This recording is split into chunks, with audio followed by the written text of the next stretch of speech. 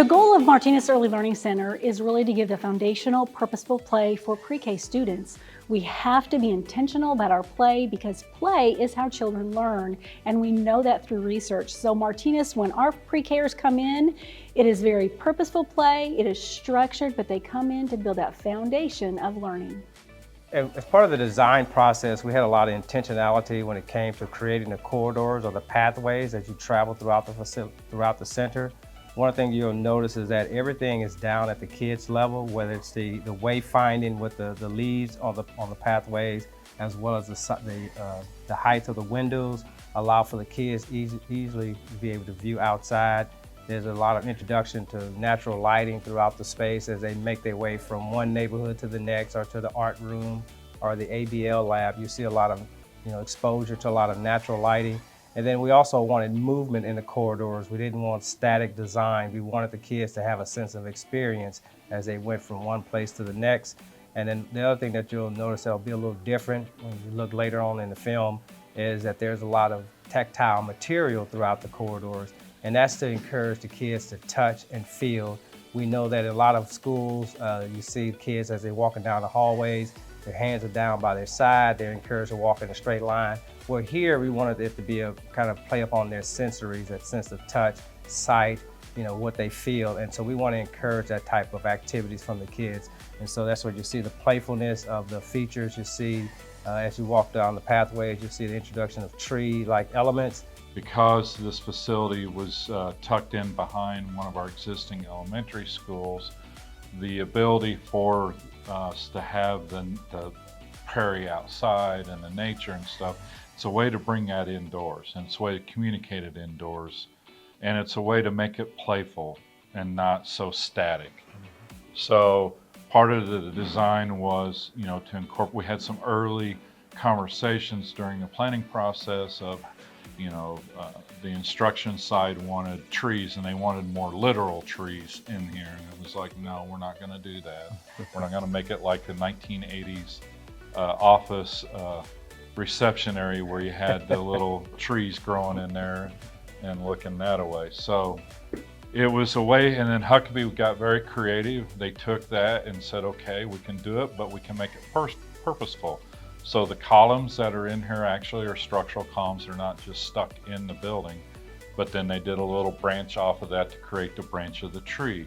And then they did the clouds in the ceiling to mimic, you had your foliage up above. And then the leaves in the floor were part of wayfinding, purposeful wayfinding in different colors to tell you what neighborhood you're coming upon. And it reflects the color in the floor, reflects the color of the neighborhood on the wall.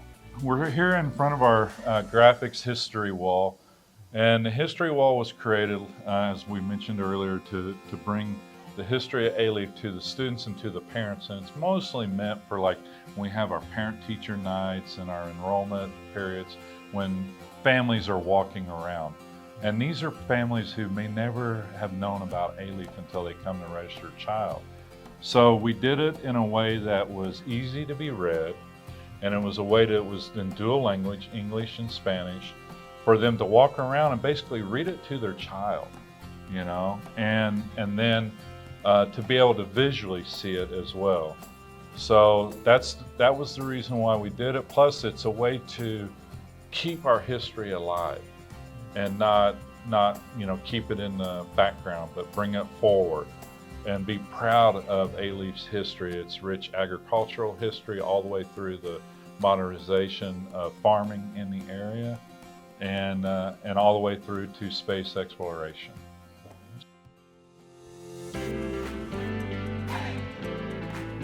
Each village consists of what we call 3 neighborhoods, and each of those neighborhoods has specific names to them. You have the Discovery, the Inquiry, and the Voyages.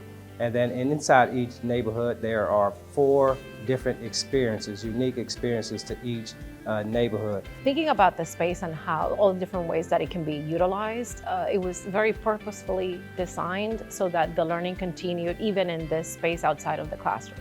So we have, this area can be utilized in addition to having lunch and meals here. There's technology in this room, there's a clear touch.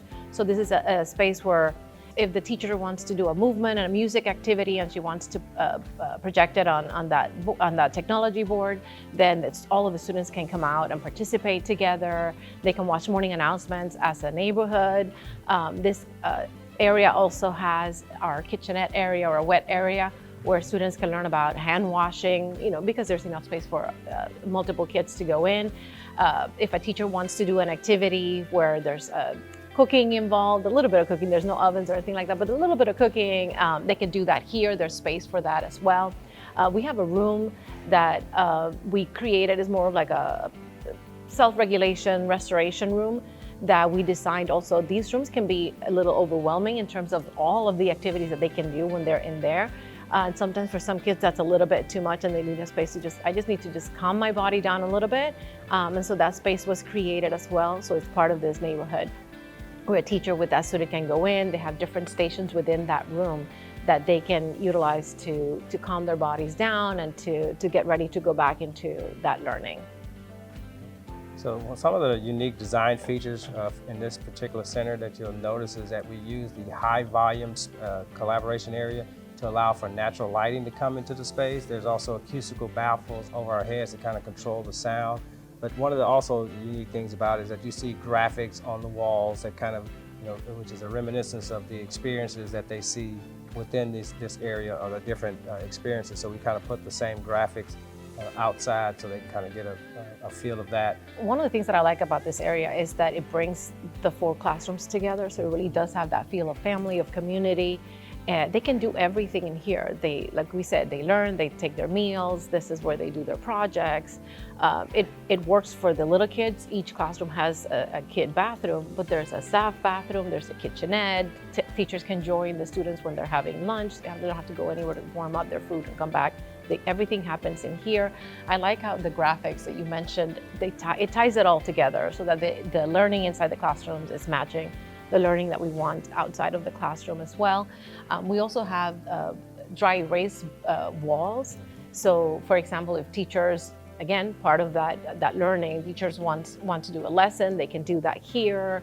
Because our classrooms are the experiential learning, the design is a little bit different. But we still wanted them to have that opportunity. So that's out here. They want to display artwork or things like that. They can do that as well.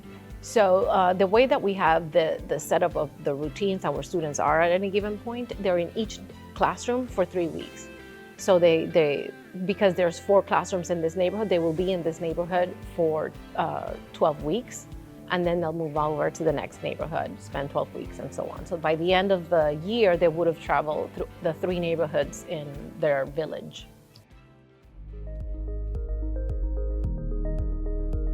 So right now we're standing in International District. Is one of our 12 experience rooms that we have here at Martinez. And it's actually one of my favorites. It was, we worked directly with Exhibit Concepts, the company that designed these experiential classrooms.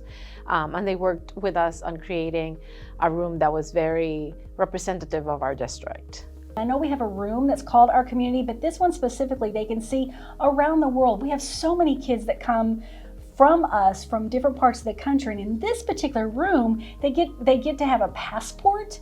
And in the back of this, they get to dress in different cultures and talk about where we come from.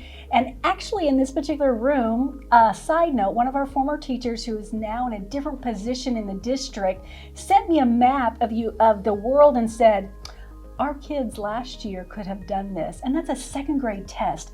And so I'm excited about when our kids get up into the upper grades, we're setting the foundation. So hopefully they'll say, I remember when in these experience rooms. The reason why we went with experience classrooms in this center is because we wanted to bring something for early childhood that was specifically designed for 4-year-olds.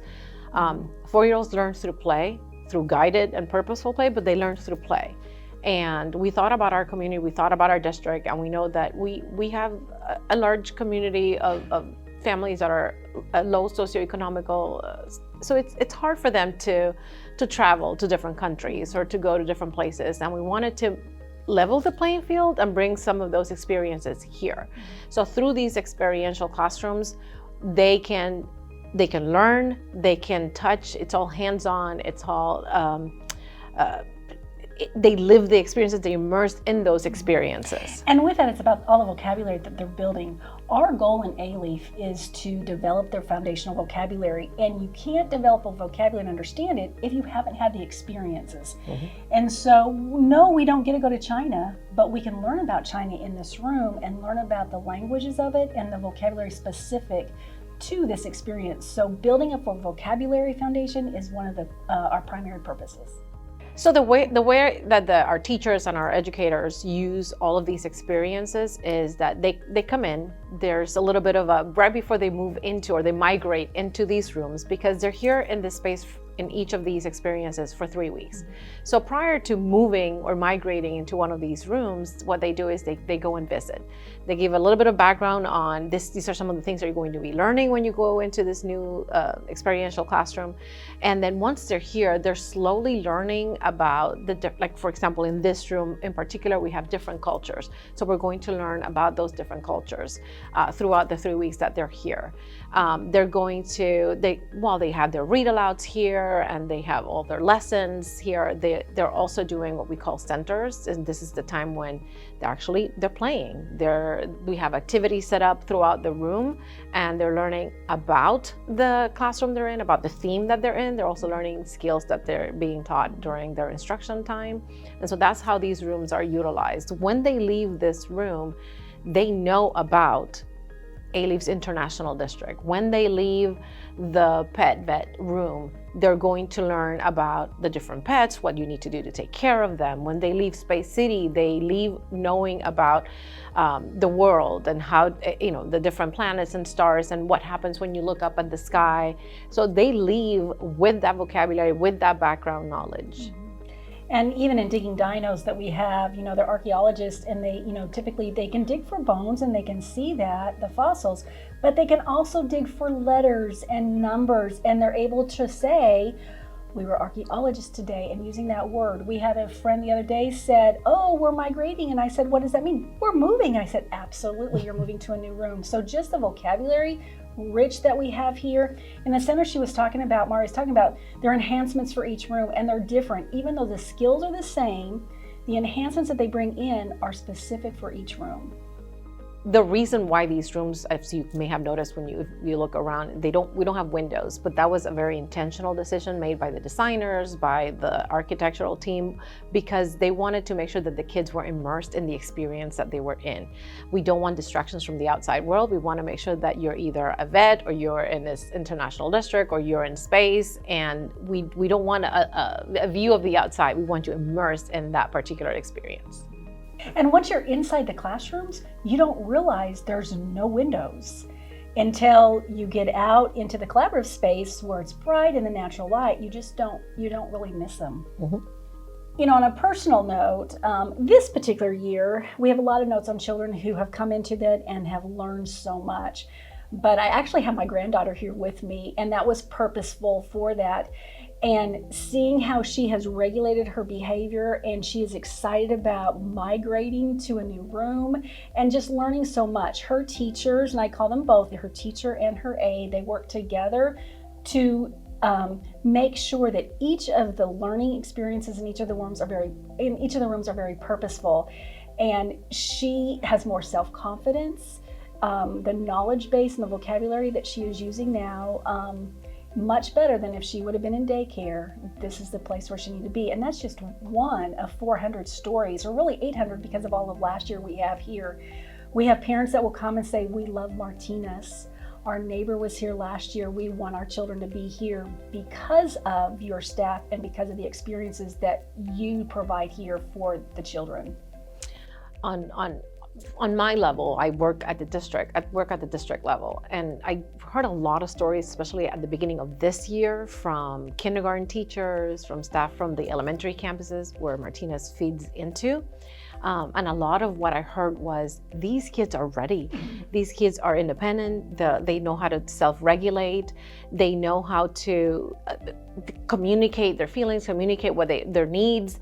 They are able to go, for example, one of the things that you do in kindergarten at the beginning of the year, you have to show them the ropes and what does it mean to be in school.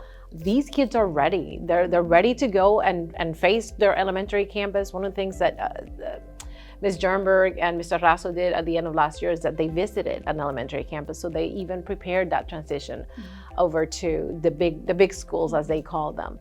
But they were ready for school. There were no behavior issues. There was no crying. There was no, I have to teach them now the ways of the big school, even though they were in an early learning center, because they prepared them for what was coming. Well, I'm so glad you brought that up, because we do a walking field trip over to the neighbor school, to the big school. And even though our kids go to 6 different campuses, we take them over to the one school so they can see what it's going to be like. When we took our pre-Kers over there to kindergarten to visit last year, the kindergarten teachers were like, oh, they know how to sit. Oh, they know how, yes, they do. We do that here. Yes, this looks like we're in a children's museum every day, but it is not a free-for-all. We are teaching how to be in school, and the kids are able to do that, and they saw that. Summer school last year, one of our teachers taught summer school at another campus, and she had a mix of all the different Martinez students in her class, complimented daily on how well our students did summer school because of what we do here to get them ready. So we're excited to see what our future is as they go into other grade levels. And this learning extended to outside of the classrooms as well, because they have breakfast and lunch together. They eat family style. They serve themselves, they pass on the bowl of food for the next person. It's very much like having a family meal. So when they go to kindergarten at the elementary campus, one of the things that they said is, I don't have to worry about them going and picking up the tray and lining up and sitting down and having conversations with their friends. This is something that comes naturally to them because it's been taught here.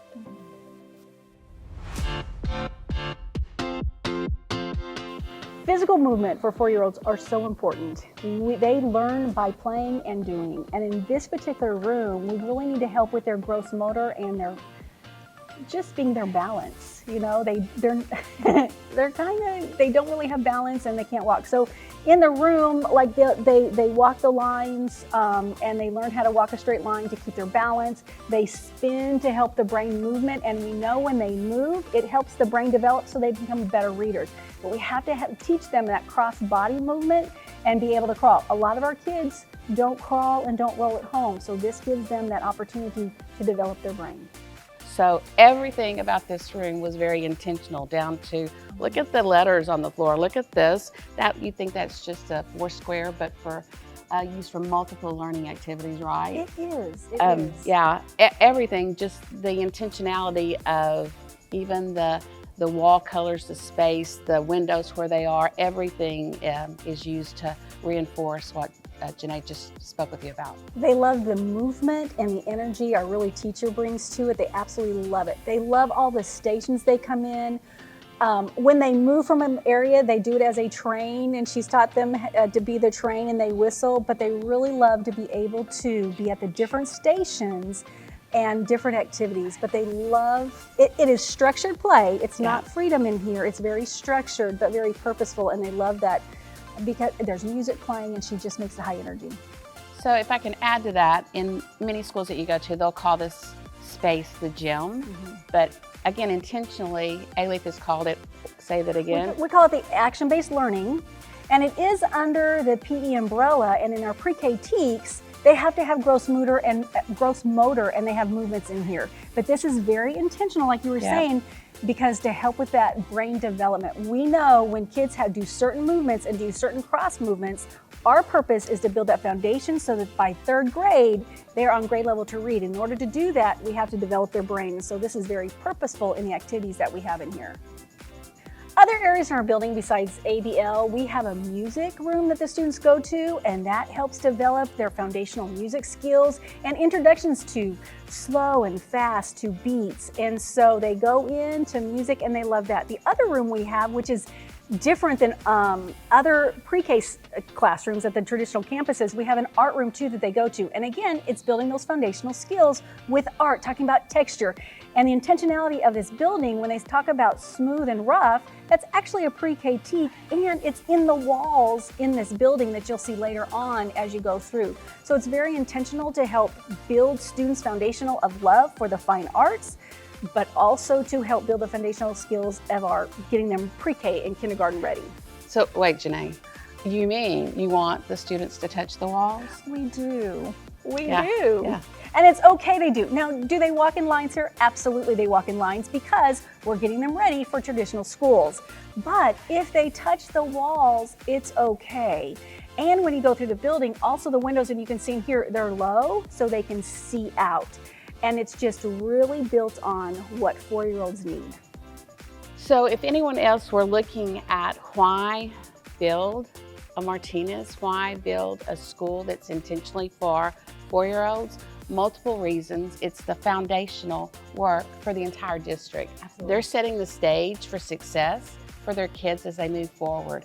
It is developmentally appropriate, so much so that everything they do from the time they walked in, and I got to watch them walk in today, it made my heart happy. From the time they walk in to the time they leave, everything is meant for developing that brain, developing their background knowledge so that they will be successful moving forward. These children have come from their home, and their parent was their primary teacher. And so they're introduced here to a teacher as that second teacher. And the built environment, especially this place, is the most wonderful example of that third teacher. Everything here, again, intentional in laying the foundation for what 4-year-olds need. And really here, it's not just another teacher here, because all adults are teachers here.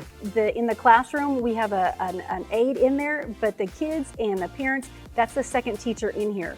So we need to have 1 to 11 ratio in our classrooms to be supporting, but they know, parents need to know that when they leave them, they are loved here, and that's the moment they get out of our cars, they're welcomed and into the neighborhoods. Yeah.